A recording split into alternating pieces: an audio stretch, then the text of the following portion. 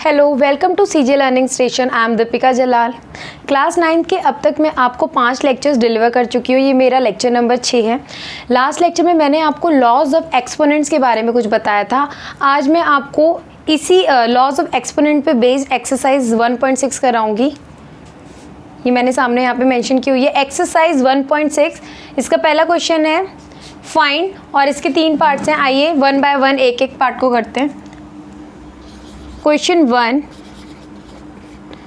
solution of part 1, that is 64 to the power 1 by 2। अब यहाँ पे देखो, मैंने जब लॉज ऑफ एक्सपोनेंट्स आपको कराए थे, यहाँ पे 64 हमारा बेस है, 64 हमारा बेस है और ये हमारा क्या है, एक्सपोनेंट। ये क्या है, एक्सपोनेंट। ये मैंने बताया था, पावर को एक्सपोनेंट बोलते हैं। 64 हमारा बेस है, 1/2 हमारा एक्सपोनेंट है। ठीक है, 64 टू दी पावर 1/2 इसको हम ऐसे कॉल करते हैं। ठीक है, अब देखो यहाँ पे हमें अगर लॉज ऑफ एक्सपोनेंट जो मैंने कराया था आपको, अगर मुझे कोई लॉ यहाँ पर यूज़ करना है तो पहले मुझे इस टर्म को उन लॉज के अकॉर्डिंगली कन्वर्ट करना पड़ेगा ताकि मैं इसमें लॉ को अप्लाई कर सकूँ। ठीक है, तो मैं यहाँ पे बेस को आप ध्यान से देखेंगे, यहाँ पे 64 है हमारे पास। 64 को मैं ऐसे लिख सकती हूँ 8 स्क्वायर। ठीक है, क्योंकि 8 स्क्वायर भी क्या होता है, 64। 8 × 8 64, तो मैं 64 को 8 स्क्वायर लिख सकती हूँ। और 64 की पावर कितनी है, 1/2, यानी कि इस 8 स्क्वायर की पावर कितनी है, 1/2। अब मैं यहाँ पे आपको ध्यान आएगा, जिसने मेरा लास्ट लेक्चर देखा होगा उसको ये वाला लॉ समझ में आ जाएगी कि यहाँ पे कौन सा लॉ यूज़ होना है। ठीक है, यहाँ पे लॉ यूज़ होगा a to the power m to the whole power n, which is equal to a to the power m into n। अगर बेस की पावर m है और उसकी होल पावर n है तो दोनों पावर क्या हो जाती है, इनटू। बेस को लिख के हम पावर्स को क्या कर देते हैं, इनटू। सेम सिचुएशन यहाँ पे बन रही है। यहाँ पे हमारे पास बेस 8 है, m के प्लेस पे 2, n के प्लेस पे 1/2, तो पावर्स क्या हो जाएंगी, हम पावर्स को मल्टीप्लाई कर देंगे। 8 2 × 1/2 जब मैं करूँगी तो 2 से 2 कैंसिल हो जाएगा। 8 टू दी पावर 1 वो 8 ही होता है, तो हमारे पास क्या आ गया, 8। ठीक है, अब एक बार सेकंड क्वेश्चन देखते हैं।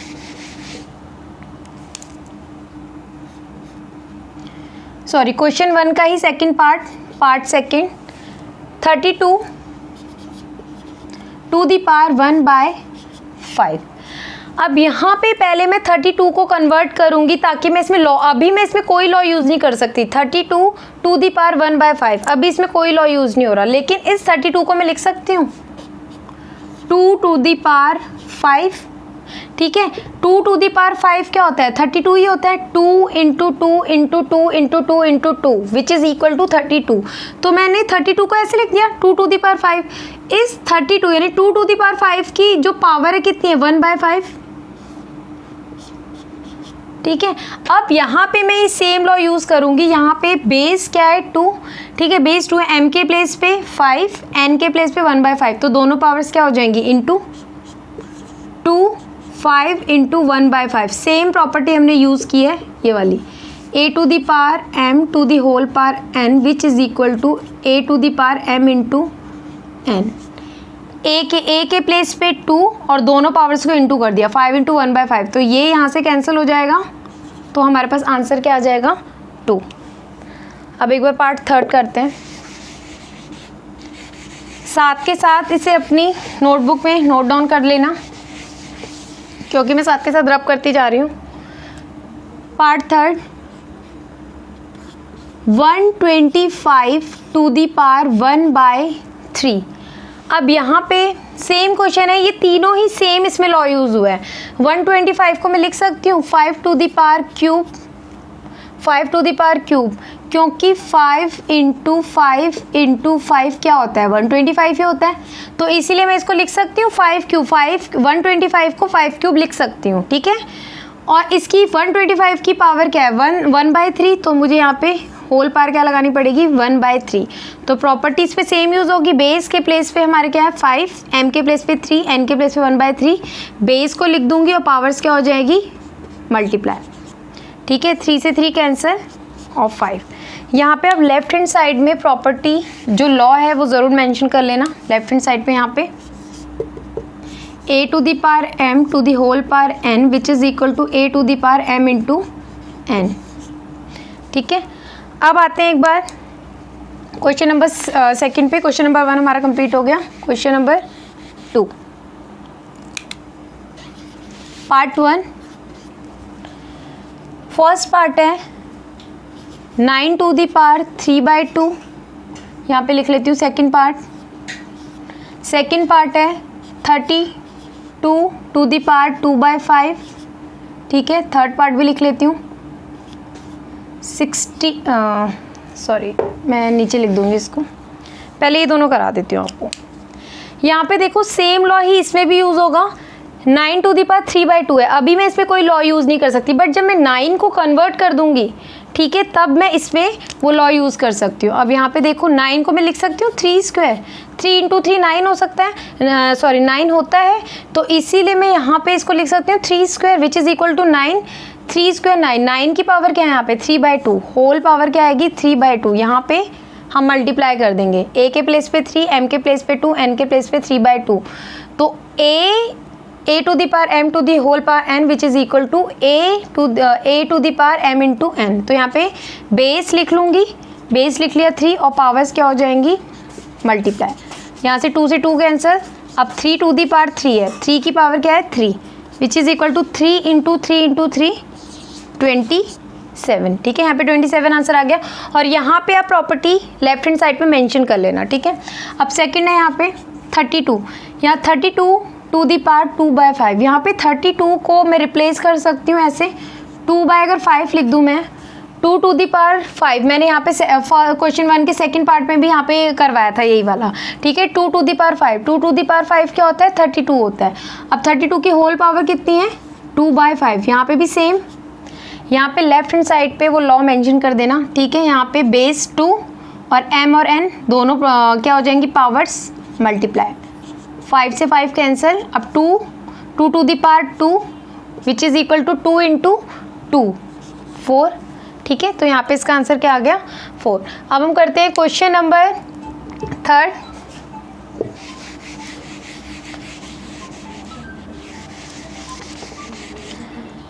क्वेश्चन नंबर 3 इज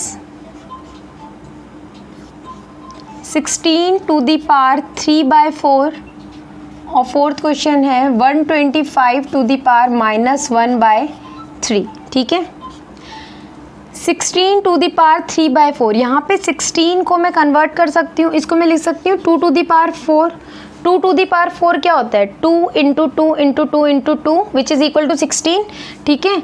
तो यानी कि 16 के प्लेस पे मैं लिख सकती हूँ 2 टू दी पावर 4। यहाँ पे 2 टू दी पावर 4, 16 की होल पावर कितनी है 3/4। सेम लॉ हम इसमें यूज़ करेंगे। यहाँ पे जो पावर क्या हो जाएंगी बेस के प्लेस पे 2 है और पावर्स क्या हो जाएंगी मल्टीप्लाई, 2 इंटू 4 इंटू 3/4, ठीक है। 4 से 4 कैंसिल और 2 to the power 3 which is equal to 8, ठीक है। अब यहाँ पे आते हैं फोर्थ क्वेश्चन पे।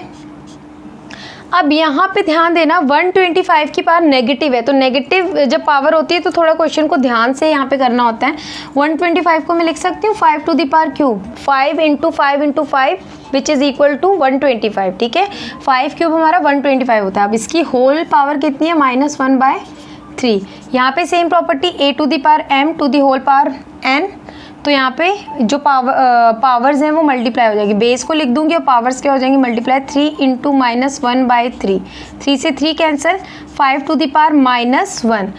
जब मैंने एक इस अब यहाँ पे अभी तक सेम लॉ यूज़ हो रहा था, बट यहाँ पे थोड़ा डिफरेंट लॉ यूज़ होगा। कौन सा लॉ यूज़ होगा मैंने कराया था a to the power -n जो होता है वो किसके इक्वल होता है 1/a to the power n, ठीक है।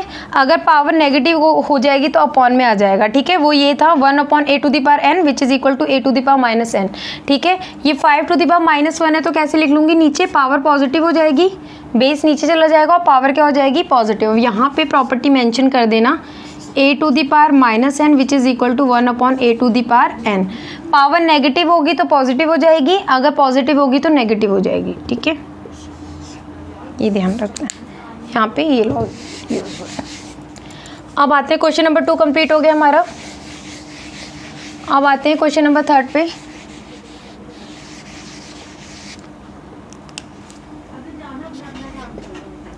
क्वेश्चन नंबर 3 इज सिंप्लीफाई, ठीक है। फर्स्ट पार्ट लेते हैं इसका, 2 to the power 2/3 into 2 to the power 1/5। जब दोनों के बीच कोई साइन नहीं होता इसका मतलब यहाँ पे मल्टीप्लिकेशन का साइन होता है। मैं पहले भी बता चुकी हूँ, ठीक है। यहाँ पे ध्यान रखना है, अपनी मर्जी से कोई भी साइन नहीं लेना कि हम पॉजिटिव ले लें नेगेटिव ले लें, नहीं, ऐसा नहीं होता। जब कोई भी साइन दो नंबर्स के बीच में नहीं होगा दैट मीन्स वहाँ पे मल्टीप्लिकेशन का साइन है, ठीक है। अब यहाँ पे देखो 2 to the power 2/3 और 2 to the power 1/5। यहाँ पे मैंने एक लॉ कराया था, अगर हमारे पास बेस सेम है और पावर्स अलग अलग हैं तो पावर्स क्या हो जाती है, add. If a to the power m into a to the power n कराया था, बेस सेम और पावर्स डिफर कर रही है तो पावर्स क्या हो जाएंगी, ऐड। तो सेम प्रॉपर्टी है, सेम लॉ है, ठीक है। तो लॉज अगर आपको बहुत अच्छे से समझ आ गए थे लास्ट लेक्चर में, और जिसने मेरी लास्ट वीडियो देखी होगी तो उन्हें ये वाले जो क्वेश्चन है मेरे समझ में आएंगे, ठीक है। यहाँ पे बेस ए के प्लेस पे क्या है 2, तो बेस को एक बार लिख देंगे, 2 को एक बार लिख देंगे, पावर्स ऐड हो जाएंगी 2/3 प्लस 1/5। अब एलसीएम ले लूँगी इनके बीच में, 2/3 प्लस 1/5 15, 3 5 जो 15, 5 2 जो 10, 5 3 जो 15, 3 1 जो 3, 2 to the power 13/15, ठीक है। तो हमारे पास इसका आंसर क्या है, 2 to the power 13/15। अब आते हैं एक बार सेकंड क्वेश्चन पे। सेकंड क्वेश्चन है हमारा 1/3 to the power 3 to the whole power 7। यहाँ पे देखो मैं 1 ये वही वाली वो वाला लॉ है हमारा, 1/a to the power n, तो वो जाता ना a to the power -n, ये वाला law 1/a to the power n which is equal to a to the power -n। मैंने बोला था अगर अपॉन में होगा और पावर पॉजिटिव होगी तो ऊपर जाके जो पावर है वो नेगेटिव हो जाएगी, और बेस जो है वो 1 में नहीं रहेगा, सिंपल वो ऊपर चला जाएगा, ठीक है। तो यहाँ पे वही है 1/3 to the power 3, तो इससे बेस ऊपर चला जाएगा मीन्स 3, और पावर यहाँ पे पॉजिटिव है तो क्या हो जाएगी 3 to the power -3 to the whole power 7, ठीक है। अब यहाँ पे हमने ये वाला लॉ यूज़ किया, ठीक है। इस वाले में 3 to the power -3 कैसे हुआ, 1/an है तो which is equal to a to the power -n। a के प्लेस पे बेस 3 और n के प्लेस पे 3 और नेगेटिव पावर, ठीक है। अब यहाँ पे पावर्स मल्टीप्लाई हो जाएंगी, ठीक है। यहाँ पे पावर्स क्या हो जाएंगी, मतलब a to the power m to the whole power n, तो यहाँ पे पावर्स मल्टीप्लाई हो जाएंगी। बेस को लिख दूँगी 3 -3 इंटू 7 कितना आएगा, 3 to the power -21। तो ये हमारा आंसर होगा। और यहाँ पे मेंशन कर देना कौन सी प्रॉपर्टी यूज़ की है, a to the power m to the whole power m which is equal to a to the power m into n, ठीक है। होपफुली क्वेश्चन आपको समझ में आ गया होगा। अब आते हैं क्वेश्चन नंबर 3 पे।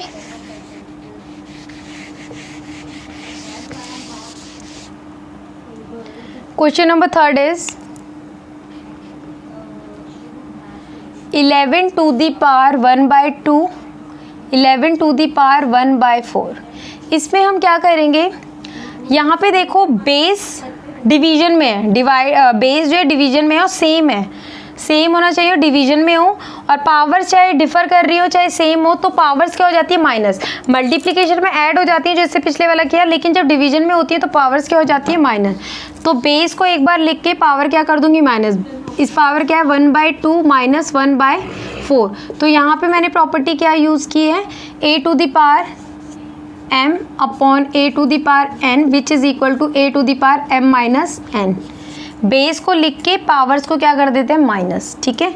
तो यहाँ पे मैं एलसीएम लूँगी, 2 और 4 का एलसीएम 4, 2 2 जो 4 और 2 यहाँ पे 1, ठीक है। तो 11 to the power 1/4 क्या आंसर आया, 11 to the power 1/4, ठीक है।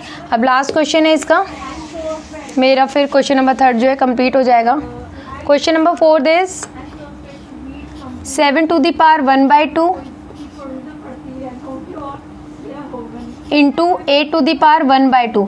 यहाँ पे देखो मैंने एक डिफरेंट लॉ कराया था, एक और लॉ था, जब बेस अलग अलग हो पावर सेम हो तो हम बेस को इंटू करके पावर को एक बार लिख देते हैं। तो यहाँ पे हम क्या करेंगे, बेस अलग अलग है बेस को इंटू करके अलग अलग बेस को मल्टीप्लाई कर देते हैं, पावर को एक बार लिख देते हैं।